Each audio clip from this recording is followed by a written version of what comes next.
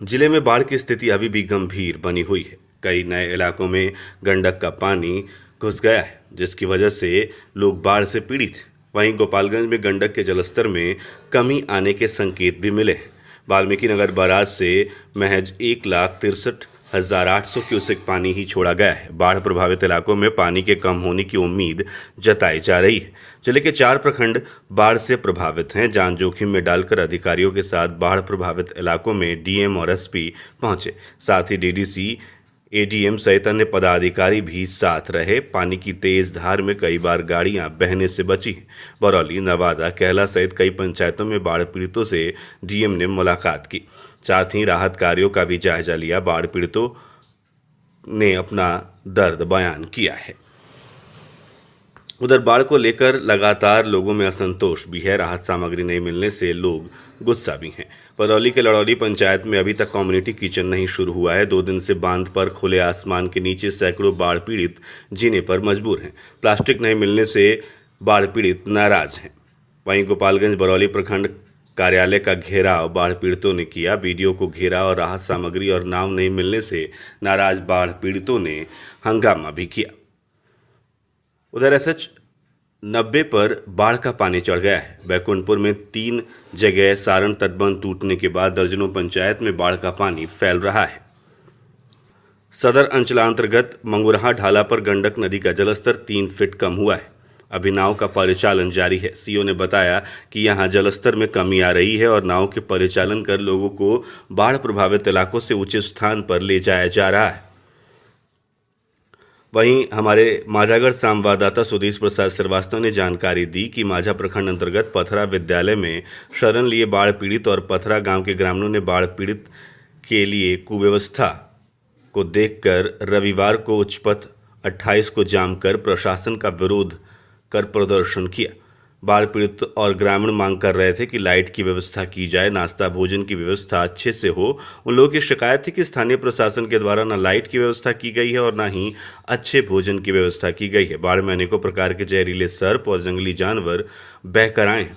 चारों तरफ पानी से ये लोग घिरे हुए। अंधेरे में पानी में डूबने या जहरीले सर्प के डसने सहित जंगली जानवरों के हमले जैसा भय बना रहता है। जब तक लाइट की व्यवस्था नहीं होगी और अच्छे भोजन की व्यवस्था नहीं की जाएगी, तब तक वो सड़क जाम रखेंगे। घटना की सूचना मिलने पर माझागढ़ पुलिस घटनास्थल पर पहुंची और जाम को हटाने का प्रयास कर रही है। बाढ़ पीड़ितों का कहना है कि जब तक जिला प्रशासन आकर समुचित व्यवस्था नहीं करता है, तब तक सड़क जाम रहेगा। वर्षा टाइम्स मिलने तक लोगों ने सड़क को जाम रखा था। उधर माझा प्रखंड अंतर्गत गौसिया, मधुसरिया, भैंसही, निमुइया, कोयनी, माझा, पूर्वी कर्णपुरा, जगन्नाथा, माझा पश्चिमी, छवही सहित 10 पंचायतों में बाढ़ का पानी प्रवेश करने से करीब 1000 एकड़ में लगी धान और ईख तथा मक्का के साथ सब्जी की फसल बर्बाद हो गई है। किसानों की जिंदगी की मेहनत भी बर्बाद हो गई है। प्राकृतिक आपदाओं ने इनकी आशाओं को चूर चूर कर दिया है, जिसके चलते अब किसान दाने दाने के मोहताज हो जाएंगे। इस आपदा की घड़ी में जनप्रतिनिधि बाढ़ पीड़ितों को भोजन तो करा रहे हैं। सरकार प्रत्येक परिवार को 6-6 हज़ार रुपये देने की तो बात कह रही है, लेकिन क्या 6 हज़ार में एक परिवार का खर्च चल जाएगा? इसको सोचकर किसानों के सर पे बल पड़ा हुआ है। उधर माझागढ़ के भैंसही पुरैना पंचायत के उच्च पथ 28 पर और विद्यालय में शरण लिए बाढ़ पीड़ितों के भोजन कराने की व्यवस्था स्थानीय प्रशासन द्वारा की गई है, जिसके तहत भोजन कराया जा रहा है। वहीं दूसरी तरफ जनप्रतिनिधियों द्वारा बाढ़ पीड़ितों के बीच पॉलिथीन, सीट और मोमबत्ती का भी वितरण किया जा रहा है। जिला परिषद प्रतिनिधि ने बाढ़ पीड़ितों को 2 दिन से भोजन की व्यवस्था उपलब्ध कराई है।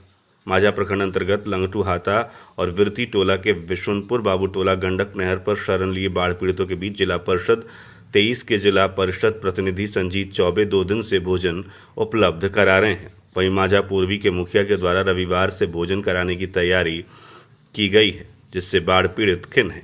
बाढ़ पीड़ितों का कहना है कि 3 दिन से बाढ़ की तबाही से वो नहर पर शरण लिए हुए हैं, लेकिन तीसरे दिन भी मुखिया द्वारा भोजन की व्यवस्था नहीं की गई है।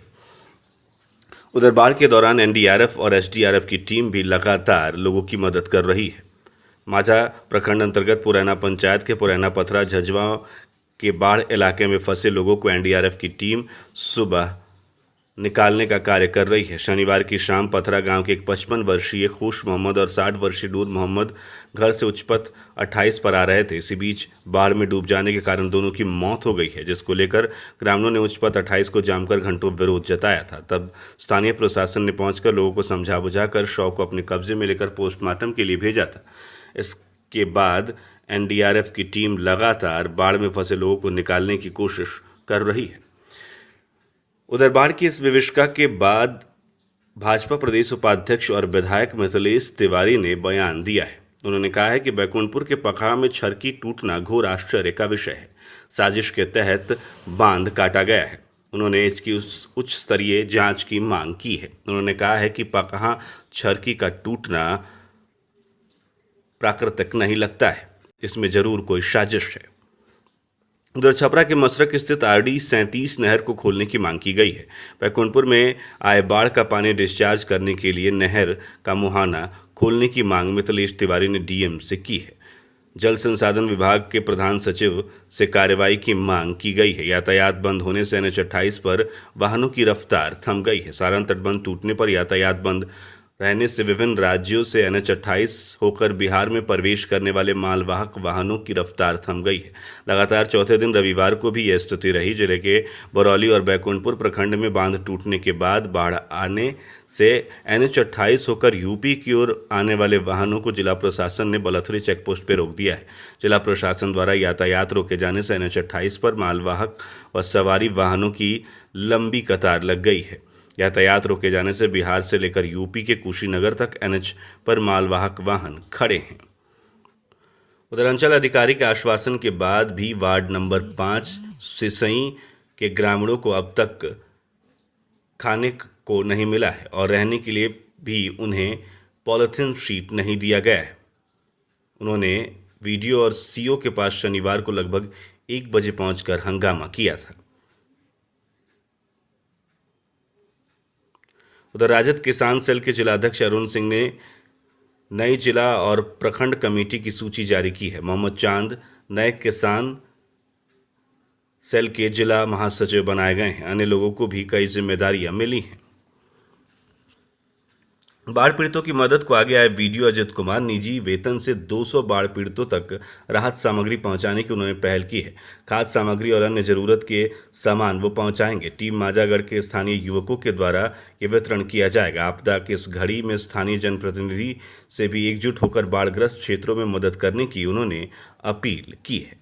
उधर रिलीफ बांटने आए हेलीकॉप्टर की हवा से गरीब का 20,000 रुपये उड़ गया। दूध बेचकर उसने अपना पैसा जमा किया था। बाढ़ से तबाह गरीब का रो रो कर बुरा हाल है। परौली के नेवरी गांव का मामला बताया जा रहा है। वहीं हेलीकॉप्टर के हवा से एक व्यक्ति का टीन का छप्पर भी उड़ गया।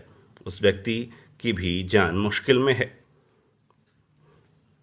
उधर बाढ़ के दौरान सेल्फी लेना भारी पड़ रहा है। बाढ़ के दौरान सेल्फी लेने के दौरान 4 युवक बह गए। 3 ने तैरकर जान बचाई, जबकि 1 युवक लापता बताया जा रहा है। बरौली के कहला का मामला बताया जा रहा है।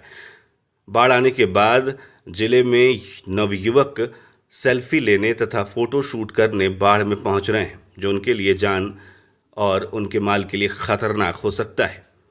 इसी क्रम में बरौली के कहला में 4 युवक पानी में सेल्फी लेने के दौरान बह गए। 3 ने तैरकर जान बचाई, जबकि 1 युवक लापता है। एनडीआरएफ ने सर्च ऑपरेशन शुरू किया है।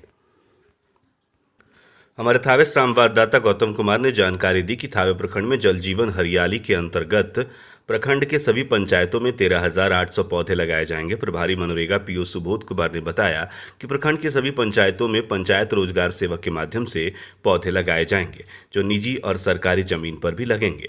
वन विभाग द्वारा प्राप्त पौधे को सभी पंचायत रोजगार सेवक को उपलब्ध करा दिया गया है। उन्होंने बताया कि वन विभाग द्वारा अनुज, सागवान, सेमर और अमलतास आदि पौधे उपलब्ध कराए गए हैं। पंचायतों में पौधे लगाने का कार्य शुरू हो गया है। सभी पौधों को बांस के गेवियन से घेरा जा सकता है ताकि पौधा सुरक्षित रहे। उन्होंने बताया कि 9 अगस्त पृथ्वी दिवस के अवसर पर प्रखंड में पौधे लगाए जाएंगे।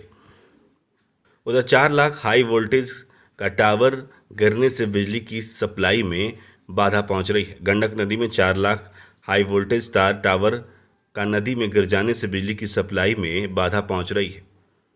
जिससे 5 घंटे तक पूरे जिले में बिजली की सप्लाई बाधित रहती है तथा पिक वायर में भी सभी फीडरों को बंद कर एक एक चलाना पड़ रहा है, जिससे जिले के सभी पावर सब स्टेशनों में बिजली की सप्लाई एक साथ नहीं हो पा रही है। 24 घंटे में 6 से 8 घंटे बिजली की सप्लाई बाधित हो रही है। गंडक नदी में मुजफ्फरपुर से आ रहे 4 लाख हाई वोल्टेज तार का टावर ध्वस्त होने से लगभग 1 वर्ष बीत गया है।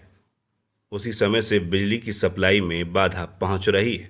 खासकर शाम को बिजली की आपूर्ति नियमित रूप से बंद कर दी जा रही है, जिससे लोग काफ़ी परेशान रह रहे हैं।